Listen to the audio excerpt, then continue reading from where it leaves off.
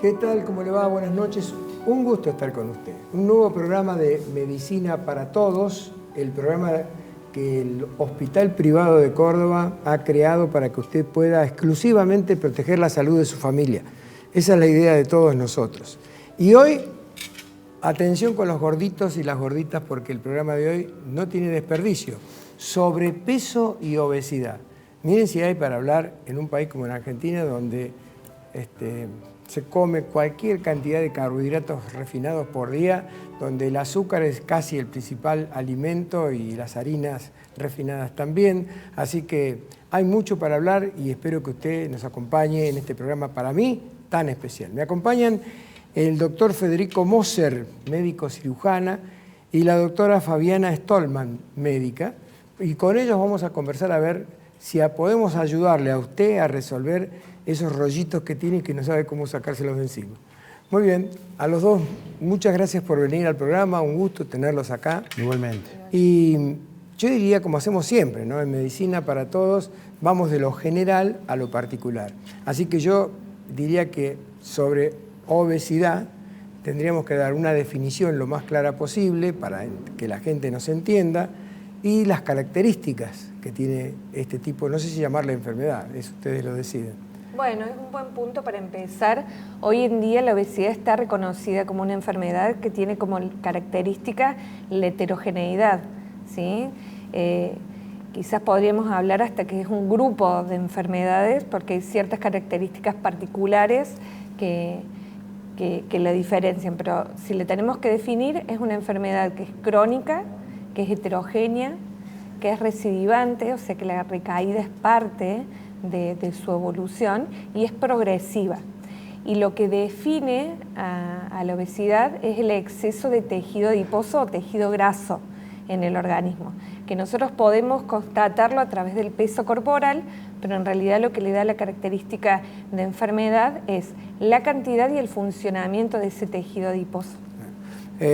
Creo que dijiste adicción, puede ser la palabra, no la empleaste. No se puede comparar con el tabaquismo, es decir, que uno sale de la enfermedad y vuelve a caer, o sí. Claro, quizás ahí la confusión fue cuando usé el término recaída, que el término recaída es algo que es propio de los procesos crónicos, en los cuales tenemos etapas de progresión, de mejoría, de estabilidad, de recaída y nuevamente mejoría y eso. Hoy el concepto de si la obesidad es una enfermedad relacionada con las adicciones es bastante controversial, porque en realidad la conducta alimentaria o el estilo ingestivo que puede tener una persona que tiene obesidad no es igual para todas las personas y puede haber un porcentaje pequeño que sí reúnen algunos criterios compatibles con las adicciones, pero de ninguna manera podríamos generalizar que toda persona que tiene obesidad es un adicto o sufre una adicción. Está bien. ¿Se puede diferenciar sobrepeso de obesidad? ¿Hay Sí. alguna diferencia? Sí, la diferencia más simple es cuando nosotros hacemos la relación entre el peso de una persona con su estatura, que eso nos da un cálculo que se llama o se conoce como índice de masa corporal. Y ahí nos genera escalas a partir de las cuales hablamos de peso normal o incluso bajo peso, sobrepeso y obesidad. En términos genéricos podemos incluir el sobrepeso, digamos la obesidad dentro del sobrepeso, como una categoría de sobrepeso. Pero tradicionalmente en medicina nos referimos a sobrepeso a personas que tienen un índice de masa corporal que está por encima de lo normal, pero que sería por encima de 25 de ese cálculo, pero por debajo de cuando empezamos en categoría obesidad, que es más de 30. Entonces, entre el 25 y el 29,9. ¿De masa corporal? De índice de masa corporal, que es el peso dividido la estatura al cuadrado. El peso dividido la estatura de la persona y elevado al cuadrado. La estatura al cuadrado es el numerito, digamos, es talla por talla. O sea, peso, ¿sabes por qué sí. te pregunto, Fabiana? Sí. Porque mucha gente dice, ¿qué es esto, el índice de masa corporal que ahora aparece nuevo? Porque está empezando a aparecer en los diarios, en las informaciones, y mucha gente dice, bueno, yo quisiera sacármelo yo, no necesito ir al médico para que me saque el índice de masa corporal. La forma, perdón la interrupción, la forma más sencilla para la gente que está en la casa es a su peso lo divide 2 veces por la altura. Es decir, si pesa perdón, 100 lo kilos, divide por la altura y el resultado lo vuelve a dividir por la altura. Exactamente. Entonces 100 dividido 1,70 dividido 1,70 arroja el índice de masa corporal. Eso es la forma más práctica. Claro, la limitación que tiene ese cálculo, que es muy útil en muchos ámbitos, incluso en las encuestas de salud y los registros nacionales, la limitación que tiene es que el índice de masa corporal por sí solo no nos da la información de qué tan enferma puede estar una persona. Claro. ¿Sí? Vos recién dijiste que la obesidad forma parte del sobrepeso o al revés. Claro, podríamos decir, todo el que tiene sobrepeso lo podemos categorizar. Por ejemplo, si es sobrepeso, si es obesidad grado 1, grado 2. Podríamos llamarle sobrepeso a todo el conjunto, lo que escapa del peso normal. Claro, y la obesidad forma parte del sobrepeso. Podría formar, sí. Está bien. ¿Tiene alguna conexión o predisposición genética el tema del sobrepeso? Es decir, padres gordos, hijos gordos, ¿no? Sí, sí. En realidad cada vez se conoce un poco más de lo que es la predisposición. Lo que pasa es que hay que entender que predisposición no es necesariamente que esa persona sí o sí va a desarrollar la enfermedad. Pero sí se sabe que hay muchos, no son alteraciones de un gen completo, sino son de espacios mucho más chiquititos, se conocen como polimorfismos, que son los que generan la variedad, digamos, entre el peso entre una persona y otra, que van a actuar o codificar para diferentes áreas desde el metabolismo, el comportamiento alimentario, todo eso, y pueden predisponer al desarrollo de la obesidad. Por eso hay una heredabilidad. A su vez, existen formas de obesidad que son puramente genéticas, hay unos 15 genes involucrados, pero sin dudas esas obesidades puramente genéticas que tienen alteración de un gen completo representan alrededor del 10% de los casos más severos, de los casos de obesidad severa en el mundo. O sea, no es lo epidémico de hoy. Fabiana, ahí me están haciendo señas, el camarógrafo me dice que nos queda un minuto de este bloque, estamos hablando de esto. Entonces, sería interesante, porque viste que los gordos dicen, no, por favor, los gordos somos felices, somos distintos, se conforman y bueno, así están después. Complicaciones que trae la obesidad. ¿Se puede morir uno de un ataque al corazón por ser gordo? ¿Cómo es el tema?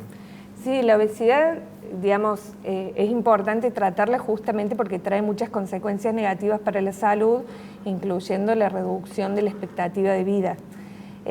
Por supuesto que hay que evaluar cada persona en particular, porque no necesariamente el mismo grado de obesidad implica el mismo riesgo para la salud en la evaluación individual. Y el aspecto de satisfacción, de estado de ánimo, todo eso también debe ser evaluado y no solo la parte orgánica. Está bien. Ahí creo que 15 segundos para completar esto. Actividad física, ¿es importante que la desarrollen? Es fundamental porque hoy lo que está ganando como más espacio en esto de entender un poco a la obesidad y sus enfermedades asociadas es entender el funcionamiento del tejido adiposo, tejido graso, pero también el rol que ocupa el músculo.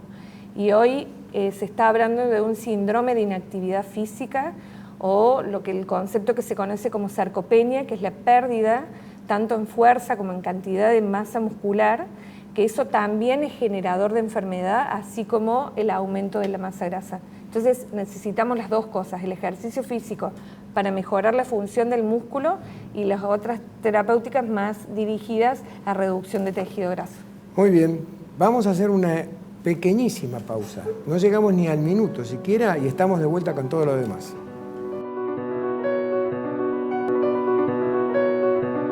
Continuamos en Medicina para Todos. Hoy los gorditos están en el centro del candelero. Obesidad es el tema de hoy y estoy con el doctor Federico Moser y la doctora Fabiana Stolman. Federico, ¿cómo se puede abordar la enfermedad? Para eso vale aclarar que yo soy cirujano especializado en cirugía de la obesidad y está la doctora Stolman, que es obesóloga clínica, que hace el abordaje clínico conduciendo un poco el área interdisciplinaria. Así que me gustaría, si puede ser, Rubén, que esa pregunta más global la conteste Fabiana. Perdón por la confusión, yo pensé que por favor, era al revés. Por favor. Igual estamos como, ahora se utiliza mucho el concepto de transdisciplina en la que todos un poco, menos que nosotros no operamos, somos un equipo. Un poco en el equipo constituido por licenciados en nutrición, licenciados en psicología, médicos y cirujanos. Hay que aclararlo esto y también vale para nuestros oyentes. Este programa fue hecho no para otros médicos que puedan estar viéndolo seguramente, sino para doña Rosa y don José, que están del otro lado, tal vez tomándose un mate o comiéndose algo que lo va a engordar.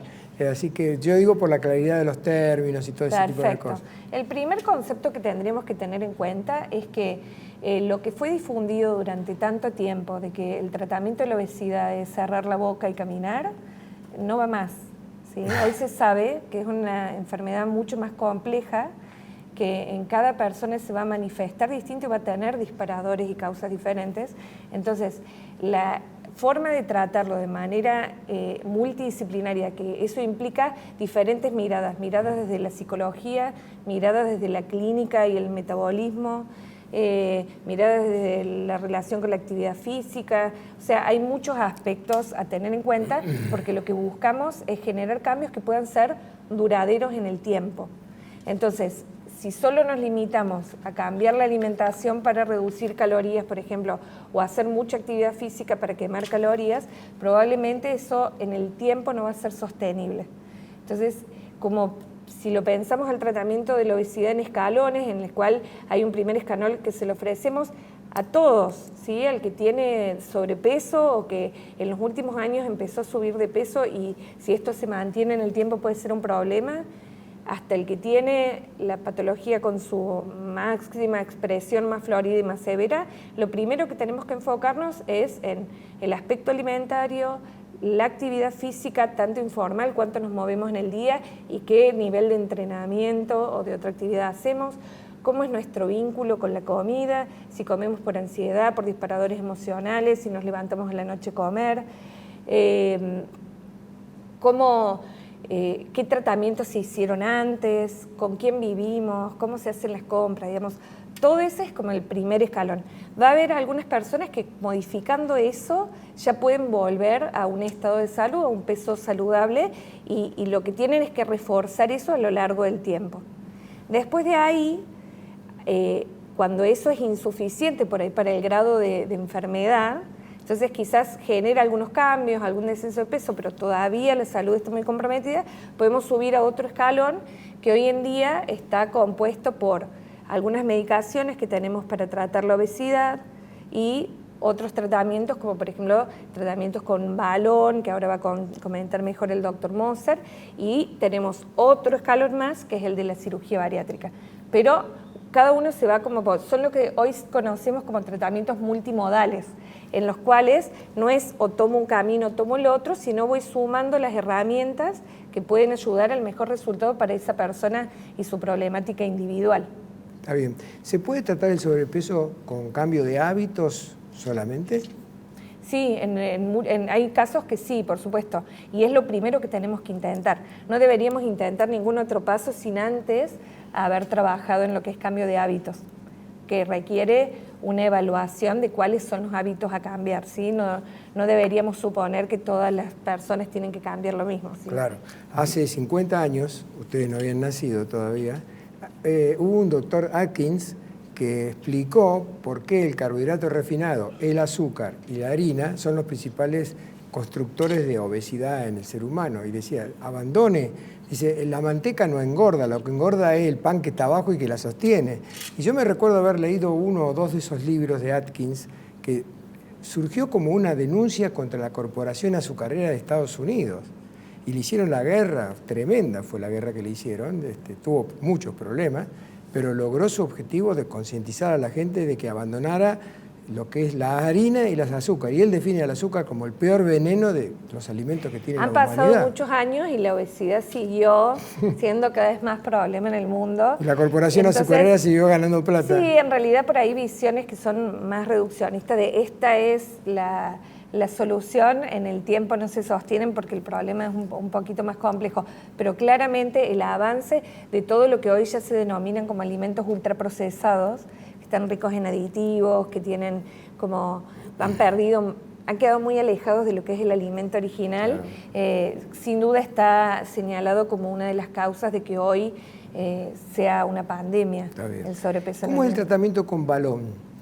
El balón, digamos, en esta escala de tratamiento, basado en la patología y en su dimensión, que comienza con estos cambios de hábitos, luego con fármacos y luego con algunos dispositivos o cirugía, bueno, en esta escala de tratamiento que se adecua a cada paciente, porque como decimos siempre, si las causas son múltiples, pensar en un abordaje único sería falaz. Entonces lo tenemos que abordar desde todos los aspectos. Un aspecto es utilizar algunos dispositivos, de los cuales ahora hay uno que es bastante novedoso, que es el balón intragástrico, que tiene como novedoso que no requiere procedimientos invasivos como endoscopías o cirugías, sino que es un procedimiento ambulatorio. ¿Se le introduce el balón? El paciente digiere de manera consciente en un procedimiento de 10-15 minutos una pequeña cápsula que la traga con un vaso de agua, se hace una radiografía, se ve que esa cápsula esté colocada en el estómago y se le infla una solución y queda una bolsa de un material especial ¿Y la solución cómo se la ponen a través de un pequeño tubito que el paciente ingiere y luego se desconecta y se retira. Ajá. Y queda colocado en la cavidad gástrica durante varios meses. Le aumenta la saciedad. Exactamente, le da saciedad precoz porque ocupa espacio. Por supuesto, eso acompañándolo con toda una serie de cambios y de abordaje interdisciplinario. ¿Y eso no es limita clave. la absorción por parte del estómago por ósmosis de minerales, proteínas? No, porque ese proceso comienza un poquito más abajo. El tracto digestivo tiene varios metros y eso comienza más abajo. O sea, cumple un rol exclusivamente mecánico, si se quiere. Está bien. Bueno, ahí terminaste, Federico, con eso, con el tema. Porque me queda un último tema, me quedan cirugía. 45 segundos de la cirugía bariátrica. ¿Cómo es el tema este? ¿Para cirugía bariátrica quedan solo 45? Sí, pero si queda una remesa, lo pasamos al bloque que viene, lo continuamos en el bloque que viene. No, entonces hagamos cirugía bariátrica exclusivo el bloque que viene. Bueno. Y con esto ya estaríamos, quedan 45. No, acá Leticia, que es nuestra productora, me pone el abordaje multidisciplinario de la obesidad, consulta médica, nutricionista, ejercicio, tratamientos. Bien, bueno, algo se comentó, pero tengo algunas cuestiones para sumar, digamos, que pueden ser, creo que de interés general. Cuando me digas. No, dale, te escucho. Que es muy importante destacar este concepto de obesidad de enfermedad y no lo que está muchas veces instalado en la población general y aún en la población médica de asociar obesidad a falta de voluntad, o que la obesidad es solamente de orden psicológico. Y yo siempre le digo a nuestros pacientes para apuntalarlos en el tratamiento y para confrontarlos con la realidad es que en su profesión usted conoce uno de los periodistas más destacados de la Argentina, y usted sabe la obesidad que tiene y las enfermedades que tiene, y conocemos mucha gente muy destacada en sus distintos ámbitos empresariales y de distinta índole. La gente se debe estar preguntando por la nata, supongo, ¿no? Bueno, como es de público conocimiento y está a la vista, a eso me refiero. Alguien que funda un diario a los 19 años, no creo que le falte voluntad y sin embargo padece una enfermedad que se llama obesidad. Y de eso tenemos múltiples ejemplos. Entonces, si fuese solo una cuestión de voluntad y de proponérselo, y no nos enfrentaríamos a esto. Claro. Por eso a nosotros siempre nos gusta, con mucho criterio y con mucha cautela, hacer una cierta semejanza con las enfermedades de tipo oncológicas, porque en definitiva esto es casi como un cáncer de la grasa, por así decirlo. Bueno, muy claro, completamente claro, Federico. Vamos a hacer una segunda pausa y el próximo bloque lo vamos a destinar a cirugía bariátrica para ver exactamente cómo funciona todo eso. Enseguida volvemos.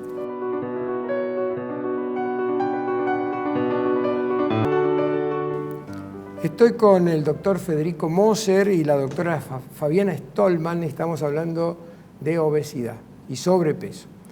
Nos quedó, Federico, para el último bloque, cirugía bariátrica, nos quedan 5 minutos, así que si te alcanzan, usalos. Bien.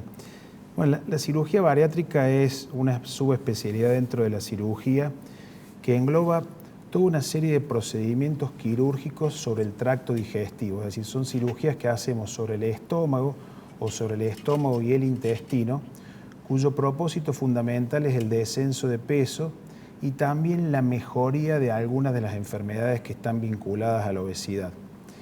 Esto que en realidad en Argentina tomó mucho auge en la época de Maradona, cuando todos recordamos cuando se hizo el bypass gástrico, en realidad es algo que tiene ya muchos años de existencia, es una especialidad que tiene más de 60 años. ¿Le sacan grasa del cuerpo?